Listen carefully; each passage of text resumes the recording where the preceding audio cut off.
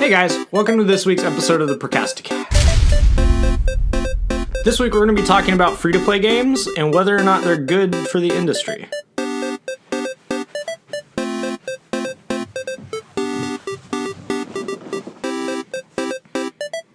Hey.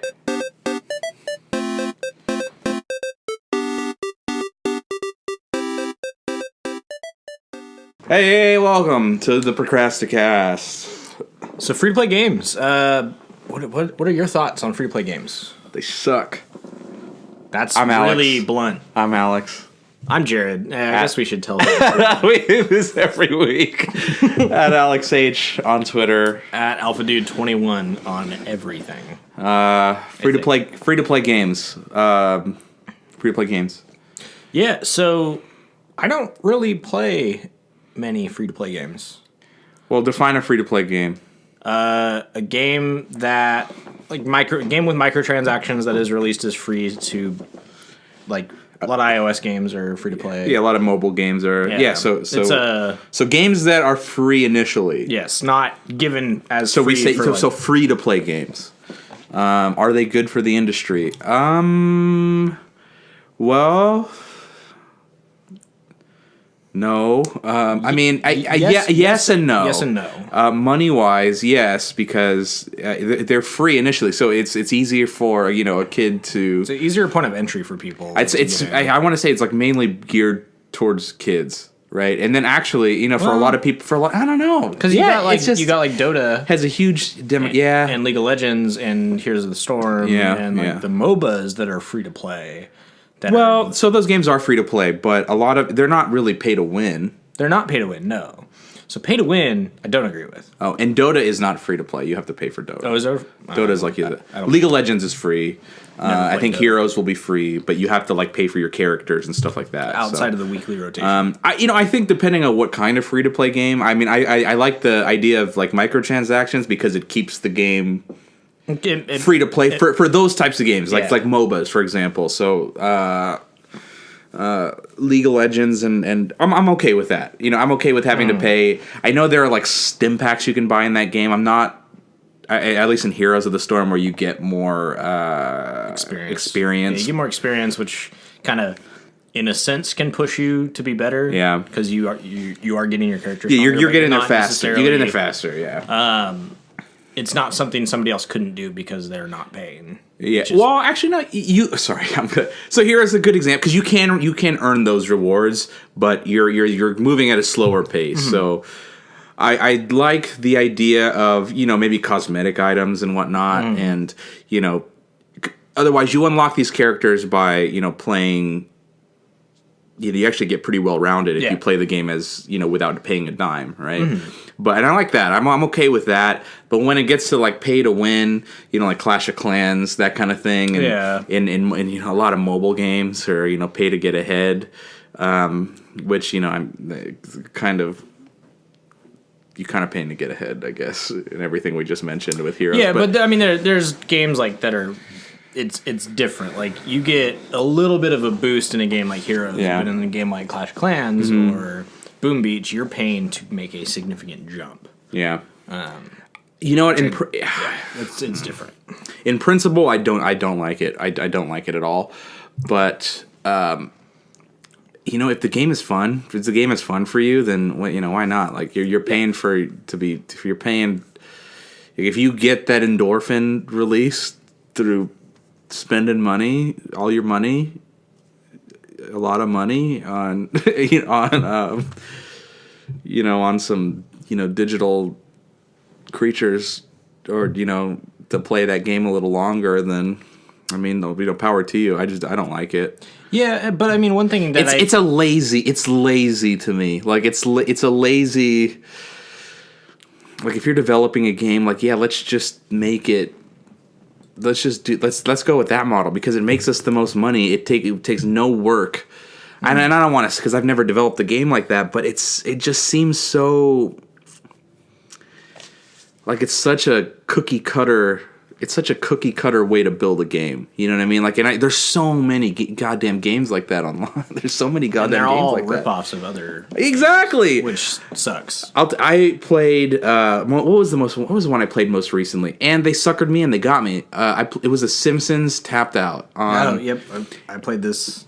I also played it, and I did Guy one. Yeah, and it's the same exact game. It's the same exact game with different characters, and it's just hilarious to me. But they got me. I spent money on it, and I was like, oh, okay, I'm gonna keep playing this forever. And now I don't play it anymore. Yeah, I've never touched it. Clash of Clans did this to me. I put $20 into that game, and I haven't touched it in a year. Eesh. Yeah, it's almost ridiculous. Got me again with Boom Beach. And you hear these articles, and you hear these stories online of like kids running up their parents like iTunes like the Apple, just $10,000 worth of like in-app purchases. It's absolutely insane. Yeah, it is nuts. I'm sorry. We just filmed a dice box and had lemon juice, and my stomach hurts now. Don't drink lemon juice. Don't drink it like that.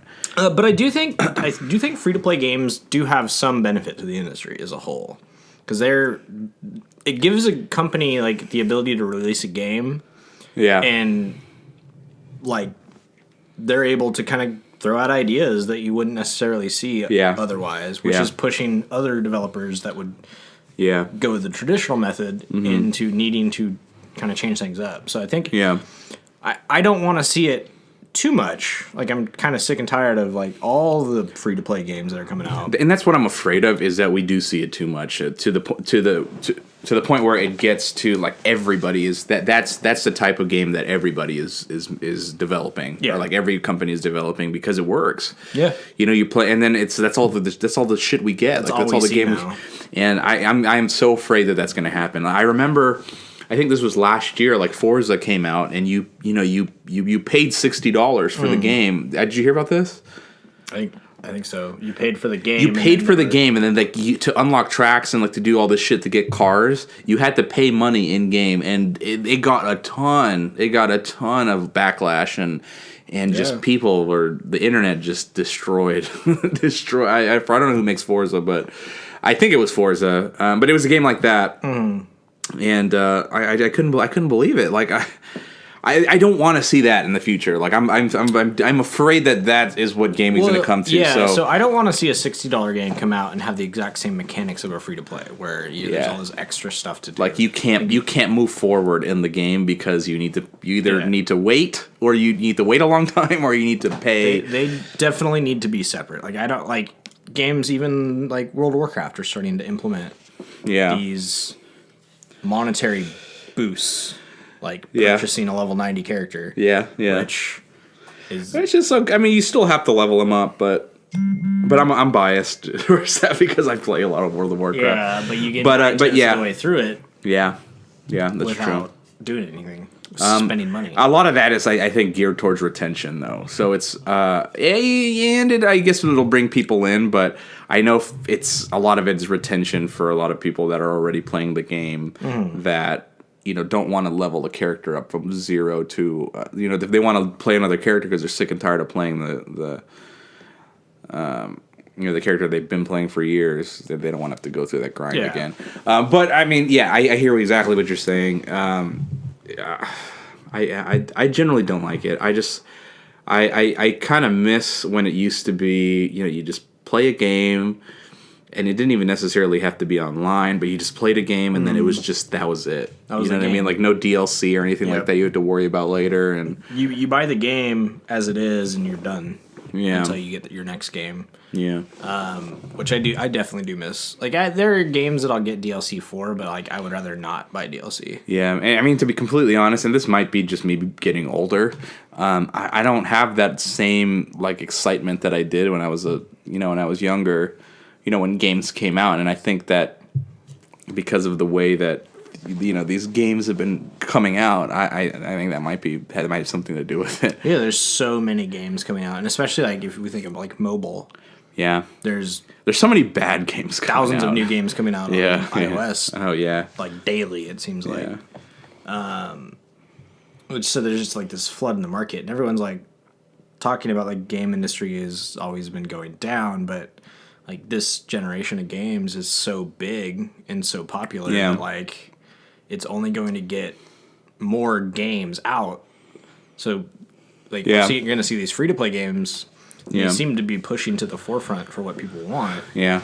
And I'm afraid that all the big industry guys are going to try and implement everything into their games or switch to a totally free to play market. Yeah. Which I don't want to see. I'm okay with them. I just don't want it to take over. Yeah.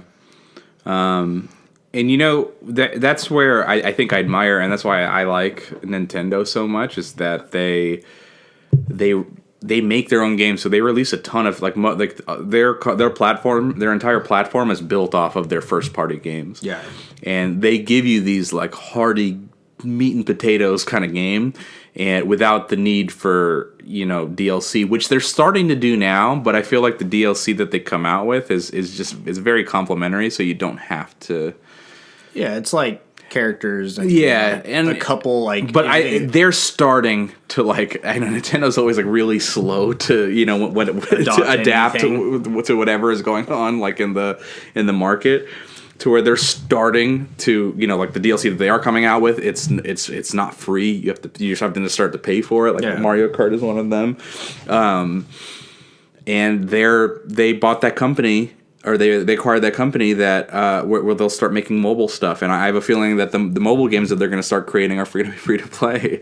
So I mean, I hope they don't stop making, and this is just, I mean, I hope they don't stop making the type of games that they really just kill themselves on. Can you imagine a free to play Pokemon game? Oh boy, yeah, no, I cannot imagine that, and I don't want to. Me either. So yeah, the final verdict: is it good for the industry or not? Meh. No. Overall, no. No. I think overall, no. I don't like it. No, we don't like. Just make me wait. Just make me wait to play more. I think I'm okay with that, but don't charge me money because I'm a sucker. Give me a $60 game. Yeah, give me a $60 game. I'll pay $60 for a game on my iPhone if it's good. Really? No. Exactly. If it's good. If it's good. If it's good. Come on. If they came out with like a really good, like made just for iPhone, like they spent 2 years on it, like Chrono Trigger type game on the iPhone, but it's new or something like that, I would totally. Maybe not $60. The controls? No. Yeah, what if they came out with a controller thing for it, like specifically? Then why not put it out on like the Vita? Huh? Because I don't want to buy a Vita. I want to play it on the bar. I want to play it when I commute. Like on your Vita. But I don't want to I don't want to carry another device around with me. That's another topic of discussion. All right, guys. Let us know what you think about free to play games, and don't forget to like, comment, and subscribe, and follow us on Twitter at Turboloot Games. I am at Alex H. I am at AlphaD21. Let us know what you want us to talk about next, and we'll see you next week. Bye.